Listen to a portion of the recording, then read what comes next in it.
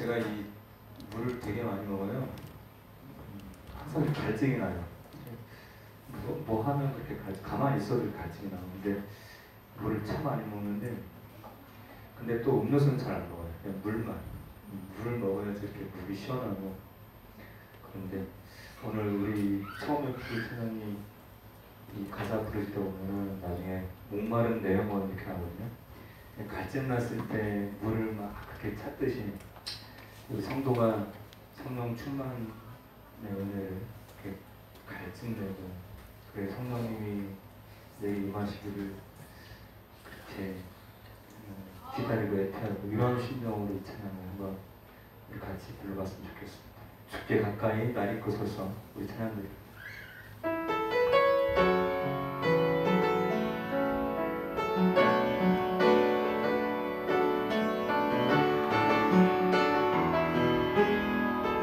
주께 가까이, 주께 가까이 날 이끄소서.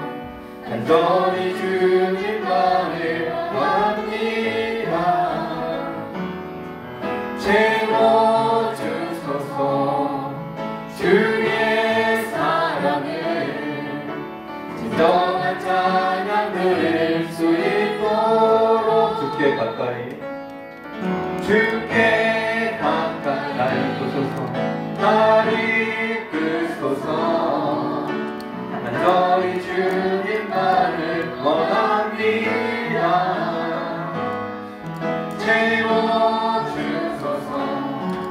주의 사랑을 진정한 찬양 들을 수 있도록. 목마른 나의 영혼 주를 부르니 나의 맘 만져 주소서. 주님만을 원합니다. 더 원합니다. 나의 맘 만져 주소서. 주께 가까이 날 이끄소서. 간절히 주님만을 원합니다. 채워주소서. 주의 사랑을 진정한 찬양 들을 수 있도록. 목마른 나의 영혼 주를 부르니 나의 맘 만져 주소서. 주님만을 원합니다. 더 원합니다. 나의 맘 만져 주소서. 목마른 나의 영혼, 목마른 나의 영혼 주를 부르니 나의 맘 만져 주소서. 주님만을 원합니다. 더 원합니다. 나의 맘 만져 주소서. 주님만을 원합니다. 주님만을 원합니다. 더 원합니다. 나의 맘 만져. 우리 목소리로 한번 불러보겠습니다. 주님만을 원합니다. 더 원합니다. 나의 맘 만져 주소서. 아멘. 오직 주의 사랑에 매여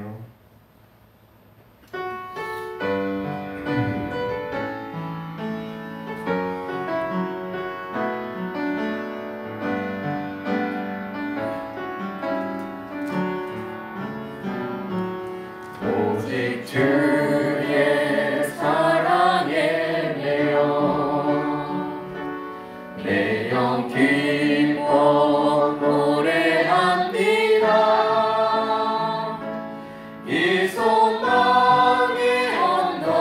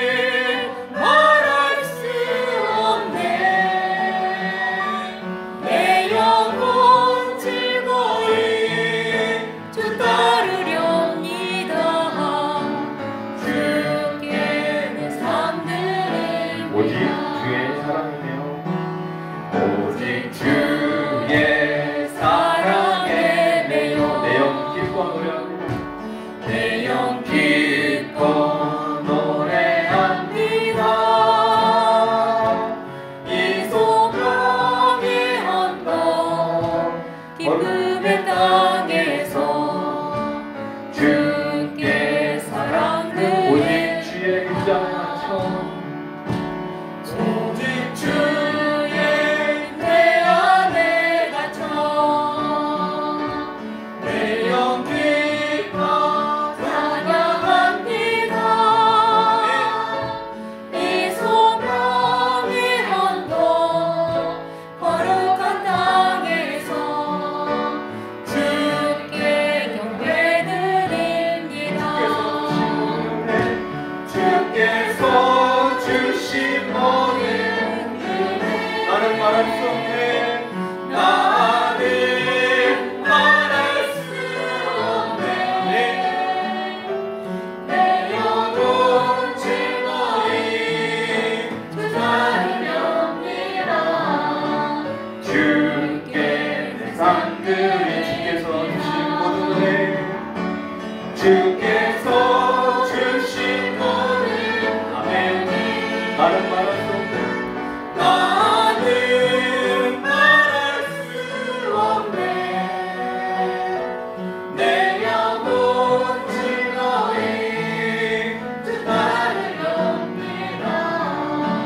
주께 내 삶들이 주께 내 삶들입니다. 주께 내 삶들입니다. 아멘. 네. 비 오는데 너무 처지나요? 나의 영혼이 잠잠히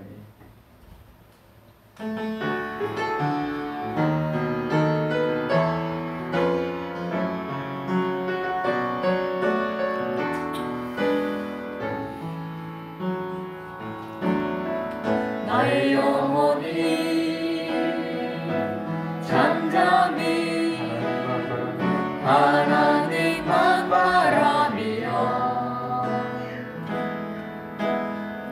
나의 구원이 그에게서 나는도다. 네. 나의 영혼아 나의 영혼아 잠잠히 하나님만 바라라. 나의 소망이 저에게서 나는 네. 오직 주만이 나의 반석 나의 반석 나의 구원이시 나의 구원이시니 아멘. 오직 주만이 오직 주만이 나의 반석 나의 산성 내가 요동치 아니하리. 나의 영혼이 나의 영혼이 간절히 여호와를 갈망하며 나의 입술이 여호와를 찬양하리. 나의 영혼이 즐거이 여호와를 따르리니 나의 소망이 저에게서 나는 오직 주만이 나의 반석 나의 구원이시니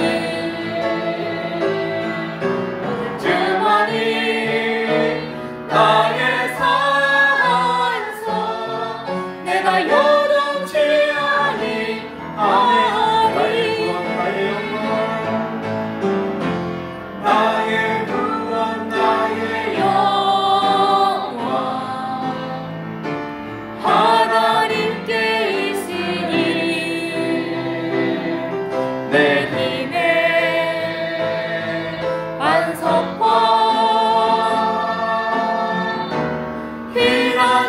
되시네.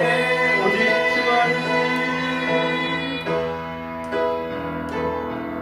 오직 주만이 나의 반석, 나의 구원이시니.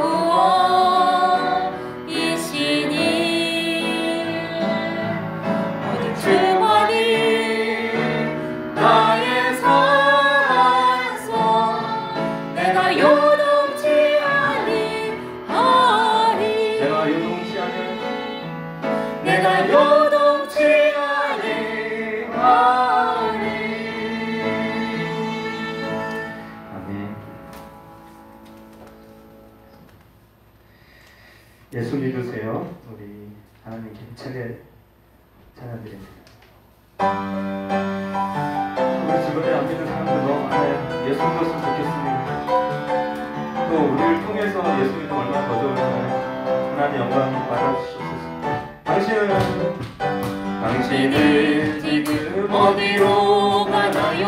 발걸음 무겁게 이 세상 어디 싣고 있나요?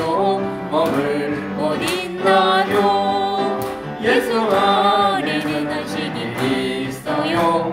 평안이 넘쳐요. 십자가 보혈 믿는 자마다 응원을 받아. 예수 믿으세요, 여러분. 예수 믿으세요. 예수 믿으세요. 예수 믿으세요. 예수 믿으세요.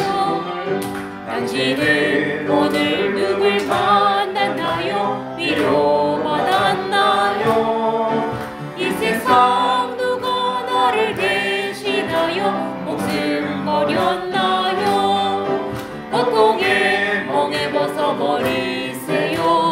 예수 이름으로 마음을 열고 주님 봐주세요. 기쁨이 넘쳐요. 예수 믿으세요. 예수 믿으세요. 예수 믿으세요.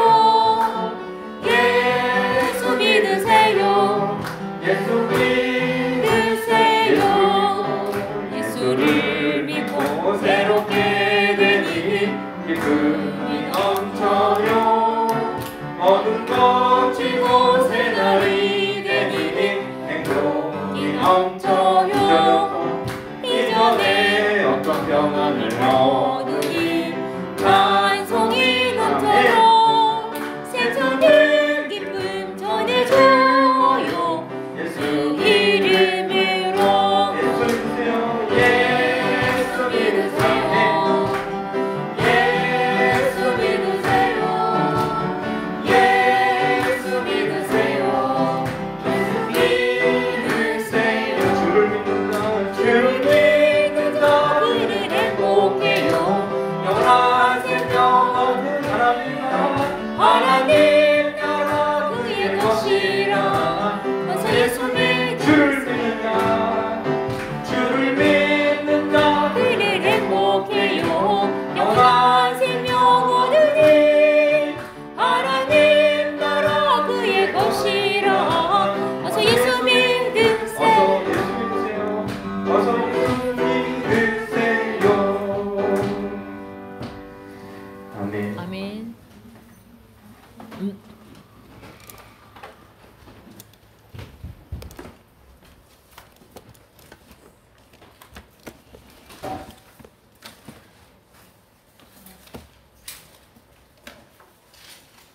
묵상기도 드림으로 주일오후 예배 시작하겠습니다.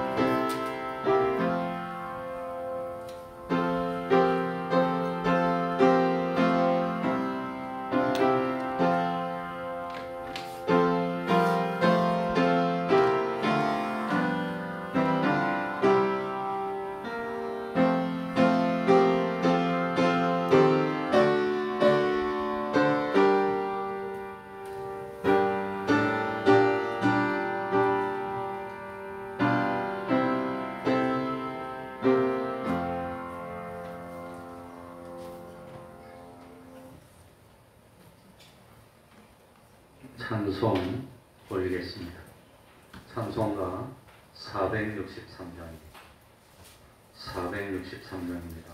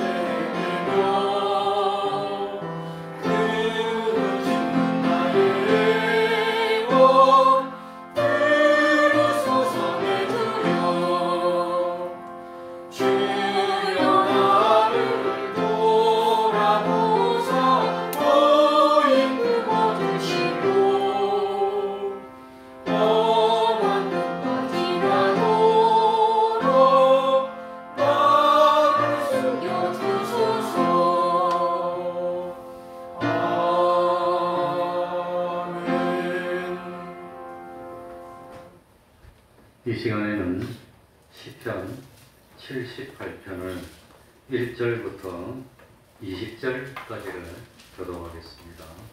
1절부터 20절까지입니다.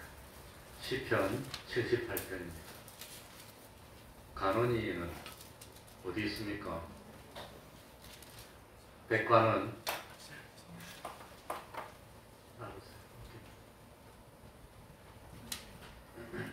시편 78편입니다. 교독하겠습니다. 내 백성이여 내 교훈을 들으며 내 입의 말에 귀를 기울일지어다. 내가 입을 열고 귀를 베풀어서 내 비밀한 말을 발표하리니 이는 우리가 들은 바요 아는 바요 우리 열조가 우리에게 전한 바라. 우리가 이를 그 자손에게 숨기지 아니하고 여호와의 영예와 그 능력과 기이한 사적을 후대에 전하리로다.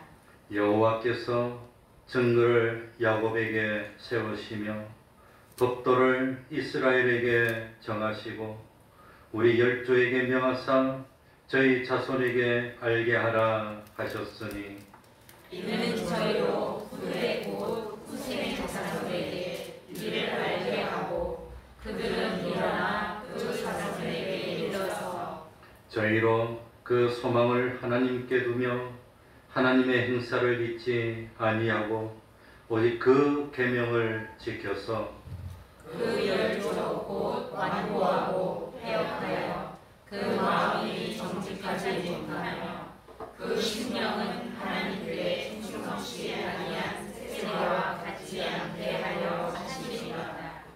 에브라임 자손은 병기를 갖추며 활을 가졌으나 전쟁의 날에 물러갔도다. 저희가 하나님의 언약을 지키지 아니하고 그 율법 준행하기를 거절하며 여호와의 행하신 것과 저희에게 보이신 기사를 잊었도다. 옛적에 하나님이 애굽 땅 소아들에서 기이한 일을 저희 열조의 목전에서 행하셨으되 저가 바다를 갈라 물을 무더기같이 서게 하시고 저희로 지나게 하셨으며 낮에는 구름으로 밤에는 화방으로 인도하셨으며 광야에서 반석을 쪼개시고 깊은 수원에서 나는 것 같이 저희에게 물을 흡족히 마시우셨으며 또 반석에서 시내를 내사 물이 강같이 흐르게 하셨으나 저희는 계속하여 하나님께 범죄하여 황야에서 지존자를 배반하였도다. 저희가 저희 형편대로 식물을 구하여 그 심중에 하나님을 시험하였으며 그뿐 아니라 하나님을 대적하여 말하기를 하나님이 광야에서 능히 식탁을 준비하시라. 저가 반석을 쳐서 물을 내심에 시내가 넘쳤거니와 또 능히 떡을 주시며 그 백성을 위하여 고기를 예비하시려 하였도다. 아멘. 이제 홍성으로 기도드리겠습니다.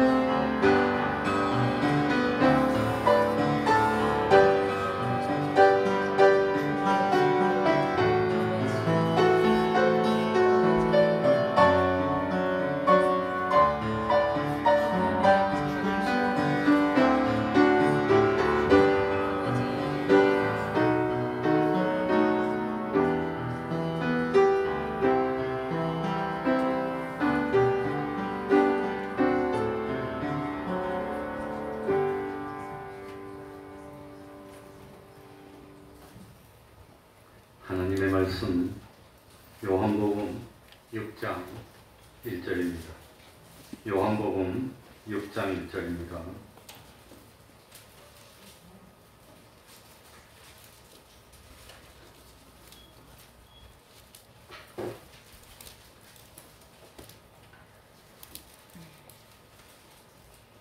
제가 읽겠습니다. 요한복음 6장 1절입니다.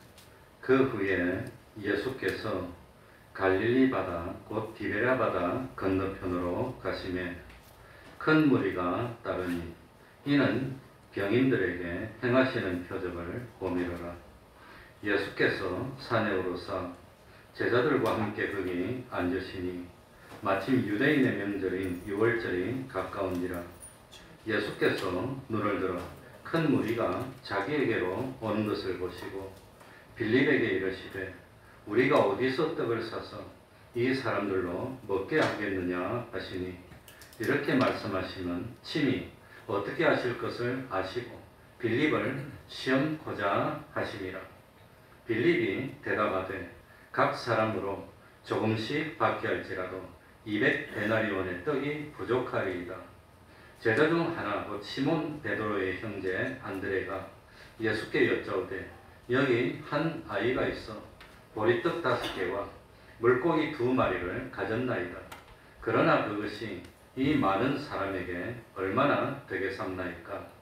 예수께서 가라사대 이 사람들로 앉게 하라 하신대 그곳에 잔디가 많으니라. 사람들이 앉으니 수효가 5,000쯤 되더라. 예수께서 떡을 가져 축사하신 후에 앉은 자들에게 나눠주시고 고기도 그렇게 저희의 원대로 주시다.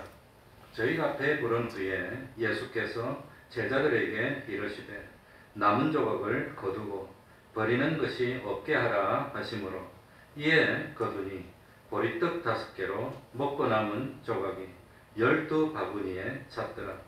그 사람들이 예수의 행하신 이 표적을 보고 말하되 이는 참으로 세상에 오실 그 선지자라 하더라. 그러므로 예수께서 저희가 와서 자기를 억지로 잡아 임금 삼으려는 줄을 아시고 다시 혼자 산으로 떠나가시니라. 아멘.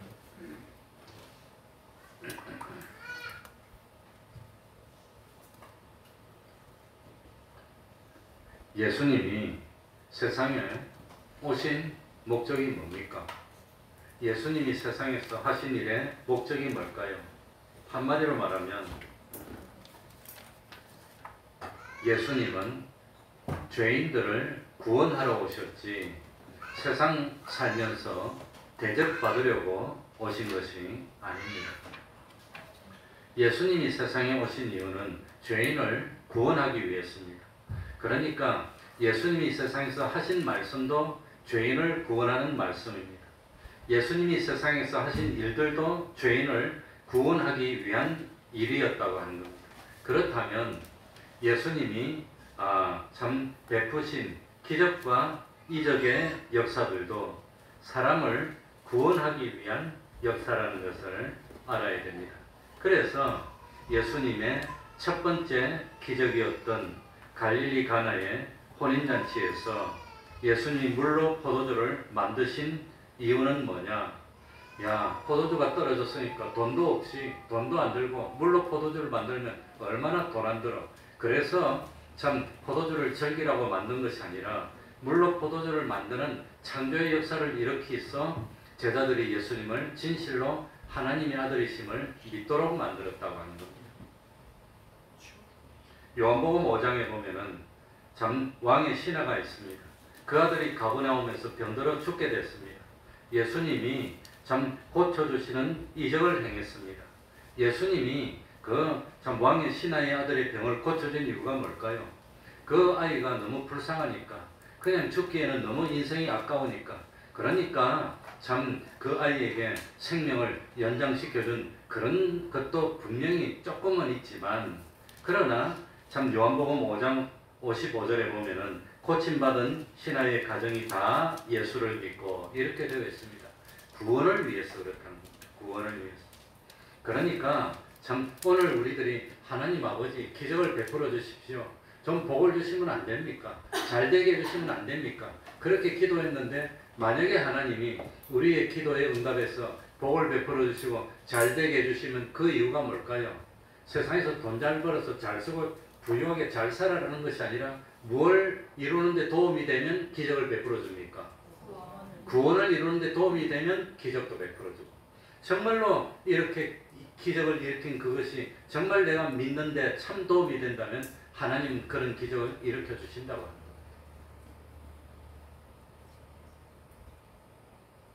그러니까 오병이어의 기적을 베풀어 주신 목적은 뭘까요?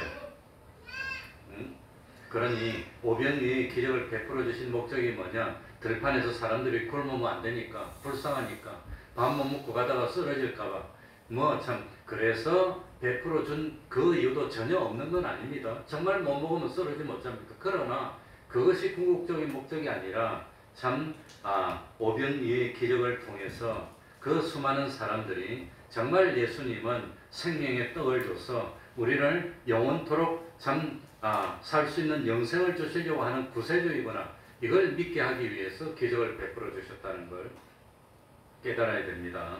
그러면 그런 지식을 가지고 1절부터 한 절씩 우리 읽어나가 보겠습니다. 1절입니다. 그 후에 핸드폰은 다 집어넣고 같이 읽겠습니다.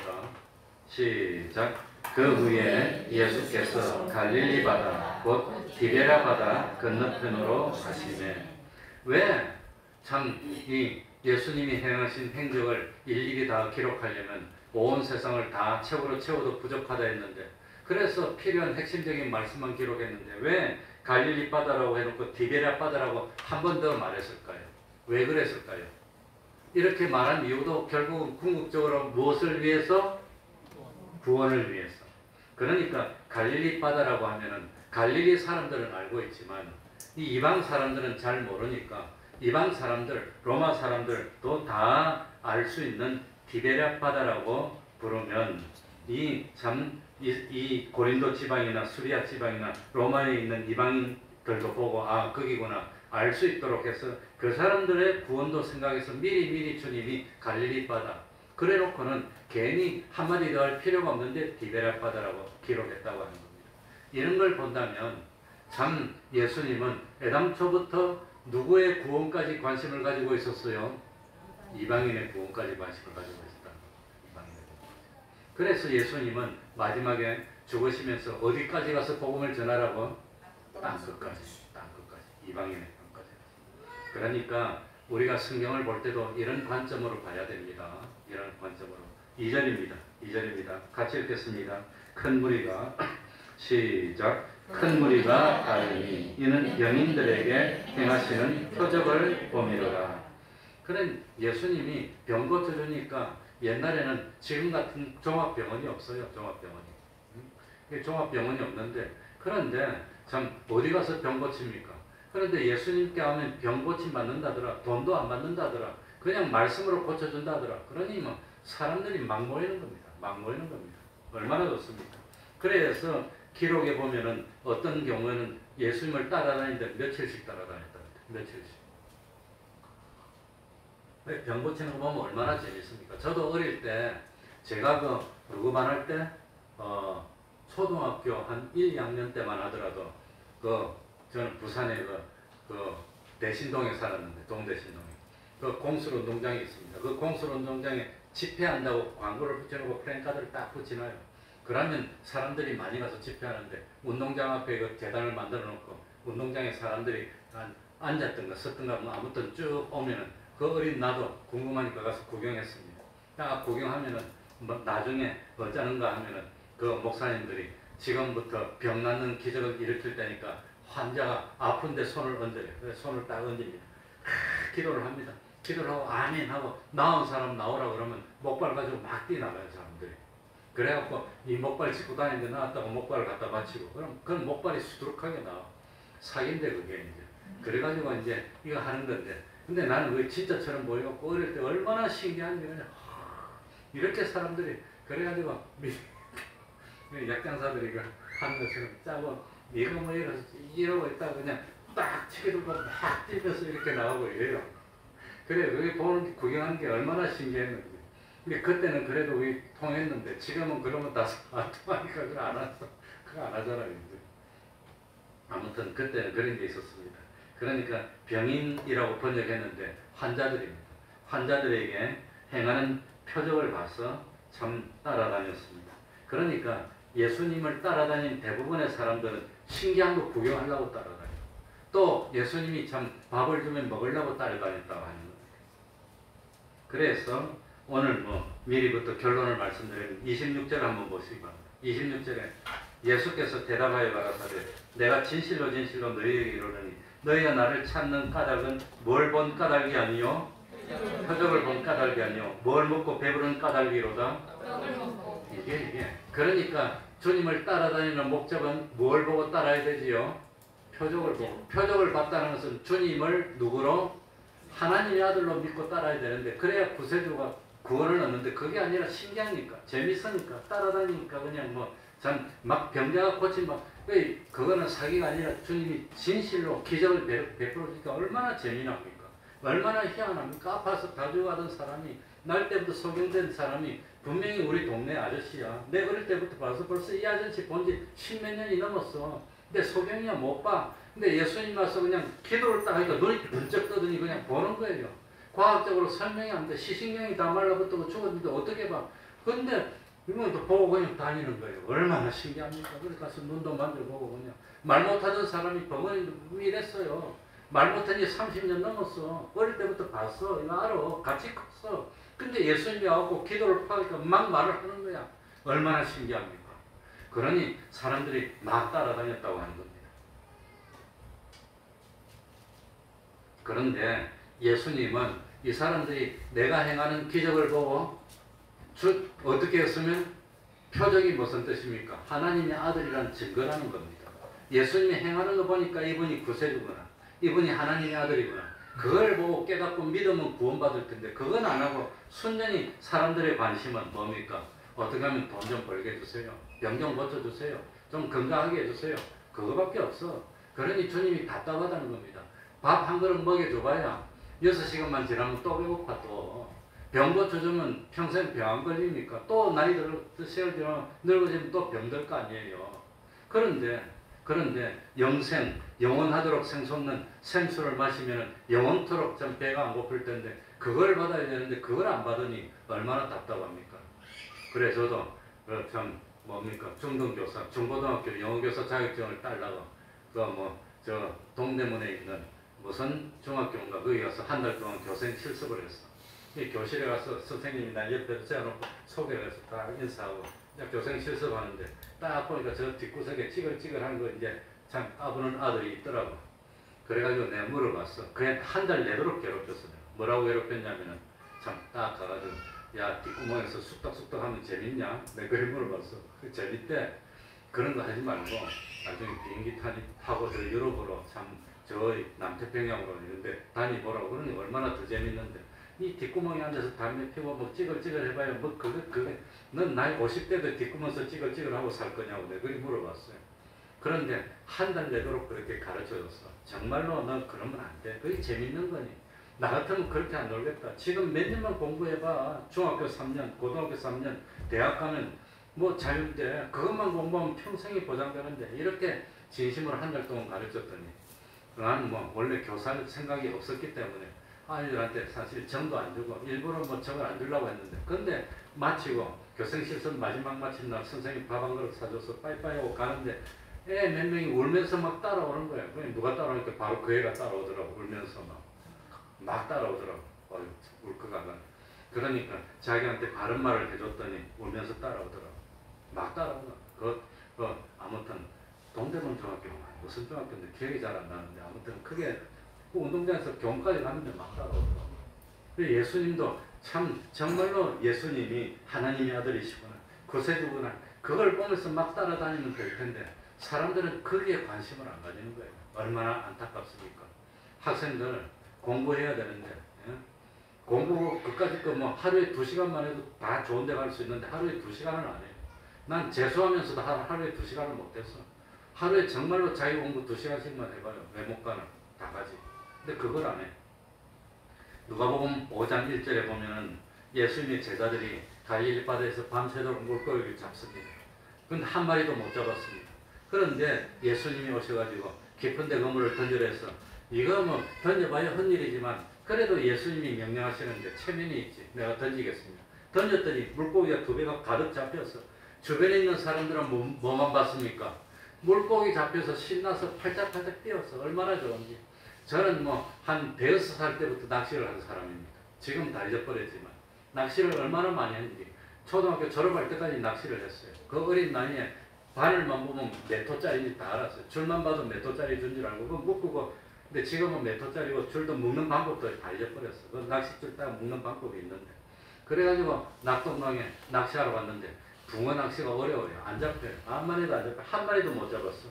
그런데 그 어부가 그 낙동강에 그 건물 치는 거 땡기는데 옆에서 도와달래. 그래 도와줬어. 그랬더니 이런 붕어를 한 3마리 준데 얻어왔어. 얼마나 좋은지 그냥 팔짝팔짝 큰 소리로 그냥 팡팡 치고 집에 가졌더니 우리 어머니 좋아가지고 놀래가지고 다 해먹어 그냥.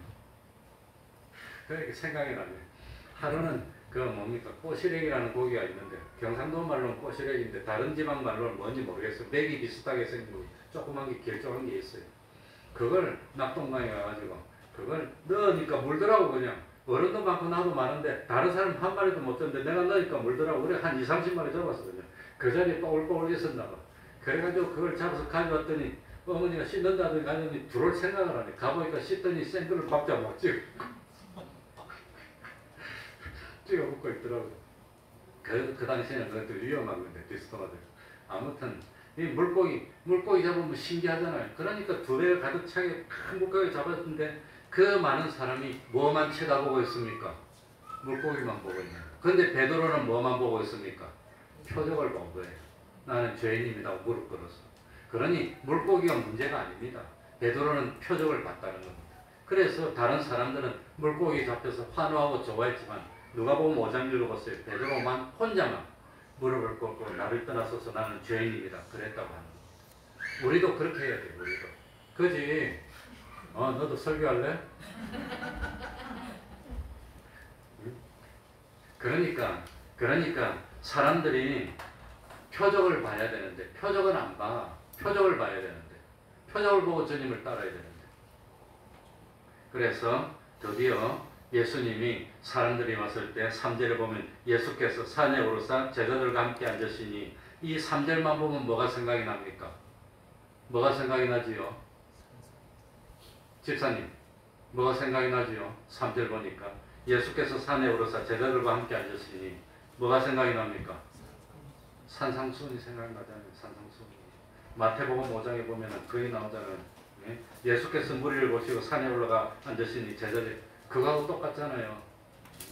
그러니까 참 산에 올라가서 아마도 산상수훈은 그 산인지 다른 데인지는 모르겠지만 갈릴리 어느 산에서 사람들에게 복음의 말씀을 전했다고 하는 겁니다. 같은 내용이 마가복음 6장에 나오는데 거기도 보면 여러 가지로 가르치시더라. 같은 내용이 마태복음 14장에도 나오는데 큰 무리 중에 있는 병인들을 고쳐주었다고. 그러니까 아마 사람들이 많이 오니까 이 복음을 전하고 병든 사람을 가르쳐주고 이랬다고 하는 겁니다. 그런데 사람이 많았던 이유가 오늘 읽은 4절에 보면 마침 유대인의 명절인 무엇이 가까운지라? 유월절. 이스라엘의 3대 절기 뭐지요? 유월절, 또 오순절, 또 장막절. 이름은 많지만 그러니까 이스라엘 남자 12살 이상 되면 다 모이니까 그러니 예수님도 이럴 때 모였고 그래서 모였어. 그러니 아마 사람들이 많이 모였습니다. 예수님이 여러 가지로 가르쳤습니다. 그런데 오늘 읽은 10절에는 보면은 참 그 사람이 몇 명쯤 된다 했습니까? 5,000명쯤 된다 했습니다. 그런데 마태복음 14장 21절에는 먹은 사람이 여자와 아이 외에 5,000명. 그래 남자 어른만 5,000명, 여자까지 하면 10,000명, 아이들까지 하면 아이들이 한 집에 둘이씩이면 30,000명이 안 돼야. 그런 생각이 되는데 어쨌든 먹은 사람이 남자 어른만 5,000명. 5,000명 적은 숫자가 아닙니다. 어마어마한 사람이 모였습니다. 그러니까 오병이어의 기적은 예수님이 일으킨 기적 중에 최고로 많은 사람이 보는데 어마어마한 사람이 모이는데 행하신 기적입니다. 다른 때는 이 수많은 사람이 모인 데서 기적을 행한 적이 없어요. 참 죽은 사람 나사로를 살린 것도 몇 명밖에 안 돼. 아는 사람이. 다른 기적이 한 건 몇 명밖에 안 돼. 근데 오병이어의 기적은 수천 명, 10,000명, 20,000명이 해갖고 그 사람들이 전부 다 혜택을 누려서 다 먹었으니까 기적으로 만든 음식을 다 먹었으니까 전부 다 기적을 체험했다고 하는 겁니다. 다른 기적하고 다릅니다. 그래서 5절에 보면은 예수께서 눈을 들어 큰 무리가 자기에게로 오는 것을 보시고 빌립에게 이르시되 우리가 어디서 떡을 사서 이 사람들로 먹게 하랴. 어디서 떡을 사서 먹게 하랴? 뭐 때문에 예수님이 10 제자 중에 하필이면 빌립에게 물어봤을까요? 왜 그럴까요? 저는 2가지를 추측합니다. 하나는 빌립이 평상시에 계산에 빨랐다는 겁니다. 또 하나는 빌립이 여기가 어디입니까? 베세다인데 여기가 베세다라는 겁니다. 빌립이 여기 동네를 잘 안다는 겁니다. 그러니까 요한복음 1장에 보면 빌립이 참 베드로와 안드레와 함께 베세다 사람이라고 나옵니다. 그 동네 잘 아니까 잘 아는 빌립 보고 우리가 어디서 이 사람들을 떡을 사서 먹게 하지? 지금도 한 10,000명 모였는데 10,000명 식사를 해결하려면 해결할 데 없어요. 그래도 지금은 식당이 많으니까 쫙 흩어지면 어디 가서 다 한 그릇씩 먹고 올지 모르지만 거기 옛날에는 식당이 이렇게 많지도 않아. 그리고 빈들입니다. 거기 어디 가서 뭘 사겠습니까? 여기서 참 교훈을 찾으려면 한두 가지가 아닙니다. 첫 번째, 예수님은 힘들 때 책임을 회피하지 말라. 너희들이 먹을 것을 주라고 한 것을 보면은 먹을 것을 줘야지 책임을 회피하려고 하면 안 된다고 하는 겁니다. 그런데 제자들은 요한복음 2장에서 뭘 처음 했지요? 물로 포도주 만든 거 직접 봤어 벌써. 그 포도주 먹어봤을지도 몰라. 예수님의 능력이 있다는 걸 벌써 깨달았습니다. 요한복음 4장에서는 참 예수님이 제자들에게 너희가 알지 못하는 양식이 나한테 있다는 말씀을 먼저 했습니다. 배가 고프니까 제자들 보고 저 가서 먹을 것 좀 구해라 하니까 제자들이 또 차서 먹을 것을 구하러 갔는데 그 사이에 예수님은 우물 옆에서 그 사마리아 여자에게 나는 너희들에게 참 하면서 그 선지자로 그 사마리아 여인을 구하면서 이래 하니까 예수님이 오신 제자들이 오니까 예수님이 너희들이 모르는 양식이 있어. 정말 생명 양식이 있어. 하는 걸 예수님이 가르쳤으니까 제자들이 그런 교훈을 받은 걸로 생각했다면 참 이 빌립이 대답을 바로 할 텐데 이 빌립은 계산만 합니다. 7절에 빌립이 대답하되 각 사람에게 조금씩 받게 할지라도 얼마의 떡이 부족하다고요? 200데나리온 떡이 부족할 거라고 대답합니다. 200데나리온. 아마 빌립이 계산을 잘했을지도 모릅니다. 5,000명이면 한 사람 앞에 4,000원씩만 미기도 2천만 원입니다. 2천만 원이면 하루에 10만 원이면 200일 일하면 그참 1데나리온이 하루 인건비니까. 그러니까 2,000원 각 당시에 물가가 서서 한 10,000명이면 2,000원짜리 떡 한 팩씩 내기도 그 정도는 필요합니다. 얼마나 계산을 잘했는지 모르지만 빌립은 인간적인 계산만 한 겁니다. 예수님 물로 포도주 만들었지 않습니까? 여기서 돌로 떡을 만들어서 먹입시다. 이럴 수도 있는데 제자들은 그 예수님의 능력은 전혀 생각을 안 한다는 겁니다. 오늘날 우리도 그렇습니다. 우리도 무슨 일이 생기면 빌립처럼 인간적인 계산만 하지 하나님의 능력을 생각을 안 해요. 하나님이 해주시면 돼요. 하나님이 해주시면 돼요. 이 나라 인구가 자꾸 줄어드는데 어쩌고 그러더라도 목사는 뭐라 해야 되겠습니까? 하나님이 복을 주면 됩니다. 하나님을 바로 믿으면 하나님이 돌을 사람으로 만들어서라도 다 채워주실 겁니다. 이래야 되는데 순전히 과학적으로 계산적으로만 설명하면 됩니까? 그럼 그건 믿음입니까? 빌립하고 똑같은 거지 그러면. 그러니까 예수 믿는 사람은 무슨 일이 생기면 인간적인 계산만 하면 안 됩니다. 누구의 은혜를 의지해야 됩니까? 하나님의 은혜를 의지해야 됩니다. 하나님이 도와주시면 됩니다. 이렇게 해야지. 하나님이 어떤 사람 도와줍니까? 회개하고 하나님 앞에 충성하는 사람 도와주는데 그렇게 하면 되는데 엉뚱한 소리만 자꾸 하고. 그럴 때 8절하고 9절에 보면은 누가 나옵니까? 이제 안드레가 나옵니다. 안드레가 여기 도시락이 하나 있습니다. 그러니 우리 교회만 하더라도 지금 여기에 24사람이 앉았는데 그런데 24사람이 밥 먹으려고 하는데 먹을 게 아무것도 없어. 도시락 하나밖에 없어. 지금 여기가 저 빈들이라고 생각하면 도시락 하나 있으면 도시락 하나 있는데 어쩔까요? 가서 먹으라 그냥. 그거 하나 갖고 뭐 하겠냐. 그러면 아무것도 안 되는 겁니다. 근데 안드레는 그러지 않았다는 겁니다. 5,000명이 있는데 남자 어른만 도시락 하나 있어요. 여기 도시락 하나 있는데요. 야 여기 사람이 몇 명인데 그까지 갖고 뭐 하겠니? 가서 그냥 먹으라 그냥. 이랬으면 아무것도 안 됐다고 하는 겁니다. 근데 안드레는 그러지 않고 도시락 하나지만 주님께 가져왔다고 하는 겁니다. 대단한 믿음입니다. 도시락 하나를. 그런데 안드레의 믿음은 어디까지냐? 이 9절에 보면 그러나 그것이 이 많은 사람에게 얼마나 되겠습니까? 요 말만 안 했으면 되는데. 그래서 안드레는 참 믿기는 믿었지만 온전히 믿지를 못했다는 겁니다. 온전히 믿지를 못했어요. 그러나 어린아이는 부끄럽지만 이 수많은 사람이 많은데 내 도시락 하나 있어봐야 이거 가지고 뭐 하겠습니까? 이까짓 거 있으나 많은데 뭐 5천 명의 도시락 하나인데 이까짓 갖고 뭐 하겠습니까? 그리고 아무 말도 안 하고 가만히 있었으면 이 어린아이는 자기 도시락으로 기적을 베푸는 그런 참 축복을 받지 못했을 겁니다. 그러나 어린아이는 작은 것이지만 별거 아니지만 그걸 가지고 나왔다는 겁니다. 오늘 우리 태평동교회도 마찬가지입니다. 작은 것이지만 적은 것이지만 하나님은 지극히 적은 것에 충성하는 사람은 큰 것에 충성한 거나 마찬가지입니다. 그러니까 어린아이의 신앙이 좋다는 겁니다. 어린아이의 신앙. 이 어린아이처럼 하나님이 자기가 할 수 있는 것만 하면 나머지는 하나님이 다 채워주십니다. 그래서 10절에 보면은 앉게 하라고 기적을 베풉니다.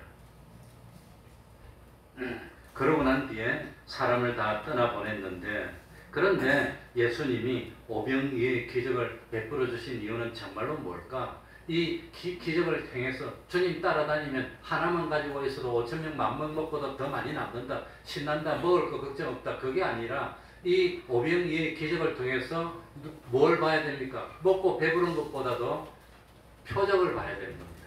주님이 하나님의 아들이시구나, 우리의 구세주시구나, 그걸 깨닫고 믿을 뻔 구원을 얻을 텐데 그러질 못했다고 하는 겁니다. 그래서 요한복음 6장이 시작할 때는 사람들이 먹는 떡을 만드는, 떡을 가지고 시작했지만 27절에서는 표적을 봐라, 표적을 봐라. 썩는 양식이 아니라 참 영원토록 있는 양식을 보고 따르라. 26절에서는 표적을 보고 따르라 하고, 마지막에 요한복음 6장 뒤에 보면은 내가 떡이다, 내가 떡이다.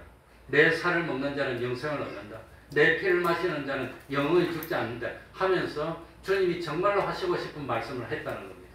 그래서 시작은 육신의 떡을 가지고 시작했지만 마지막의 결론은 뭡니까? 생명의 떡을 말씀하셨다고 하는 겁니다.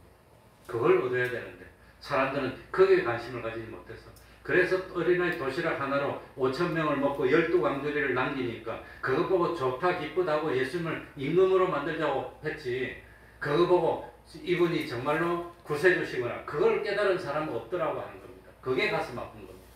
얼마나 주님이 가슴이 아팠으면 가서 기도하시면서 마지막에 뭐라고 합니까? 이 참 요한복음 6장 뒤에 보면 내가 줄 떡은 51절에 이 세상 생명을 위한 내 살이고 이걸 주고 싶고, 그걸 계속해서 설명했다고 하는 겁니다.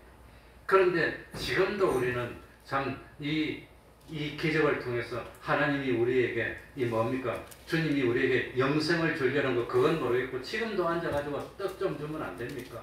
몸 좀 건강하게 주면 안 됩니까? 그것만 하고 있으니까 주님이 참 가슴이 아프다고 하는 겁니다. 그래서 다시 한번 말씀드립니다. 주님이 오병이의 기적을 일으킨 이유가 뭡니까? 이 기적을 통해서 뭘 받으라 말이죠?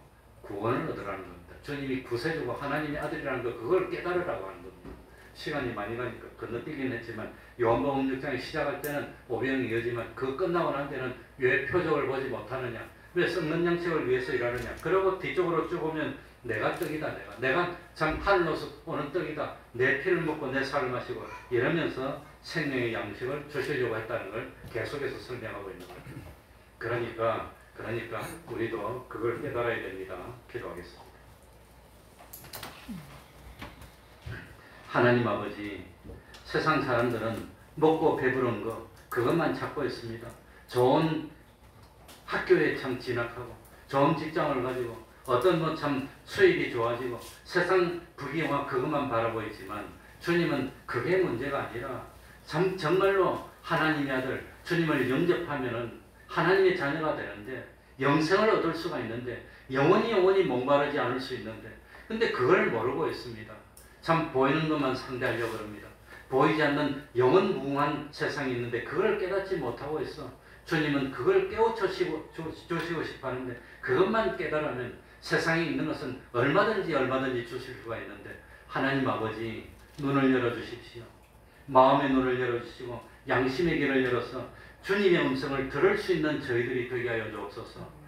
보이는 것 이면에는 보이지 않는 신령한 영원한 세계가 있다는 걸 깨닫도록 하여 주시고, 세상 썩을 것을 심어서 썩을 것이 열매가 아니라 썩지 않냐는 열매를 맺는 저희들이 될 수 있도록 하나님 아버지 진실로 하나님의 백성 되게 하여 주시고, 만약에 하나님의 백성이라면 보물을 하늘에 쌓는 그런 사람 될 수 있도록 은혜 베풀어 주옵소서. 하나님 아버지, 보이는 세상 언제까지 됩니까? 너무너무 질수도 없어지고 너무도 욕심이 횡행하고 너무도 서로 다투는 세상 아닙니까?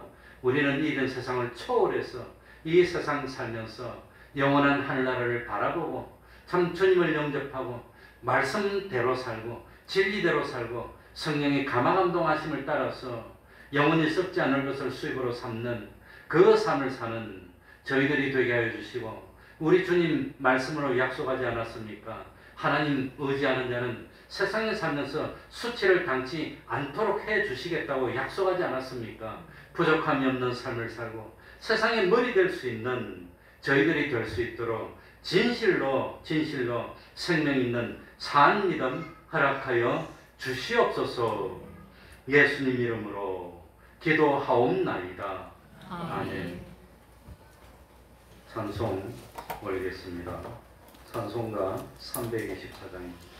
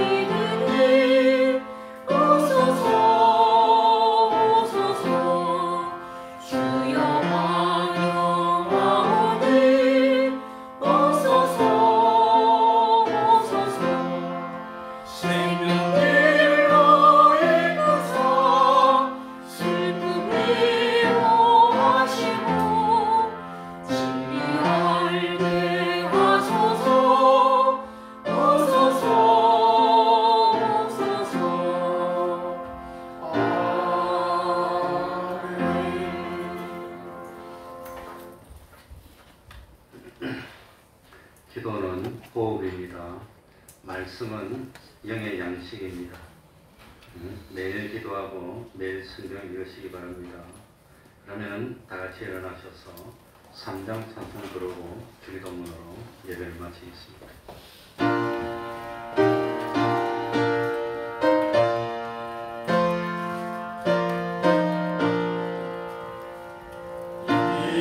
주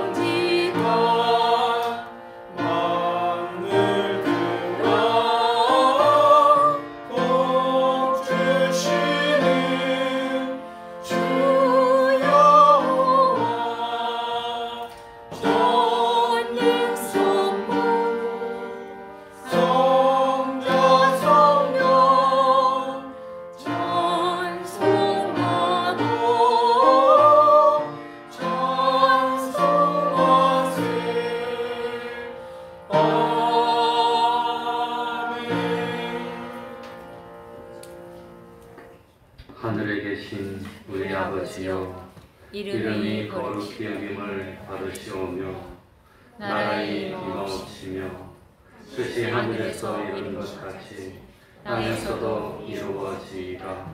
오늘날 우리에게 일용할 양식을 주옵시고 우리가 우리에게 죄 지은 자를 사하여 준 것 같이 우리를 사하여 주옵시고 우리를 시험에 들게 하지 마옵시고 다만 악에서 구하옵소서.